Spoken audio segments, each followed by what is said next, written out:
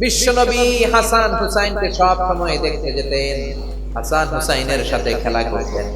বিশ্বনবী বলতেন হাসান হুসাইন হচ্ছে রাইহানাতাইন, আমার সুগন্ধি, আমার পারফিউম। ওনাদের শরীর থেকে বিশ্বনবী ঘ্রাণ নিতেন। হাসান হুসাইনের দেহের এমন কোন জায়গা নাই যে জায়গায় বিশ্বনবী তার ঠোঁট মোবারক দিয়ে চুমা দেয় নাই। সুবহানাল্লাহ। আবার হাসান আর হুসাইনকে আনন্দ দেওয়ার জন্য বিশ্বনবী, সব নবীদের নবী, গোটা বিশ্বের সব চাইতে সেরা মানুষটা ঘোড়া হয়ে আসতেন। হাসান হুসাইন বিশ্বনবীর কাঁধের উপরে বসে বিশ্বনবীর চুল ধরে ঘোড়া করে করে খেলতো। সুবহানাল্লাহ। কি নবী ছিল! বিশ্বনবী দুর্ভিক্ষের বছর হাসান হুসাইনকে দেখতে গেল। মদিনায় খাবার নাই, পানি নাই, ছাগল আর উটের ওলানে দুধ নাই, সবাই ক্ষুধার্ত, ক্লান্ত, শ্রান্ত, পিপাসার্ত। বিশ্বনবী যখন গেলেন মসজিদে নববীতে জোহরের নামাজে জামাত ইমামতি করে বিশ্বনবীর কন্যা ফাতেমার ঘরে গেলেন।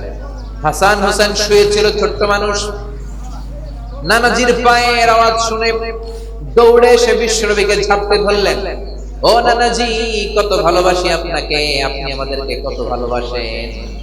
গতকাল দেখতে আসেন নাই কেন?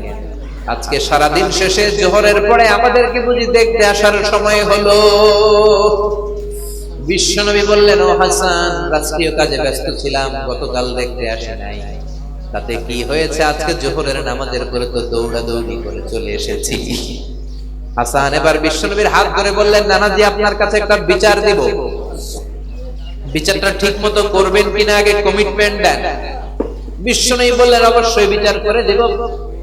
ইনসাফপূর্ণ বিচার করার জন্য রব্বুল আলামিন আমাদের দুনিয়াতে পাঠিয়েছেন, আমি বিচার না করলে কে করবে? হাসান বলল, নানাজি, বিচারটা আর কারো নামে বিচার নয়, আপনার মেয়ের নামে বিচার, আপনার মেয়ে ফাতেমার নামের বিচার। বিচারটা হলো আপনার মেয়ে আমাদেরকে খাবার দেয় না কেন? আপনার মেয়ে আমাদেরকে কিছু খেতে দেয় না কেন? গতকাল বলেছিল খাবার দিবে, বলে কি যেন রান্না করে, আসলে খাবার তো কিছু নাই।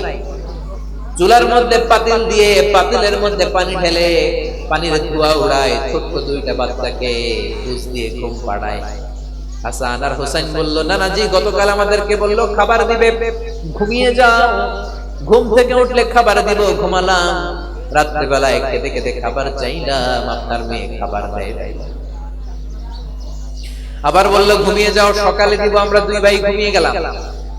সকালবেলা খাবার চাইলাম, খাবার দেয় নাই।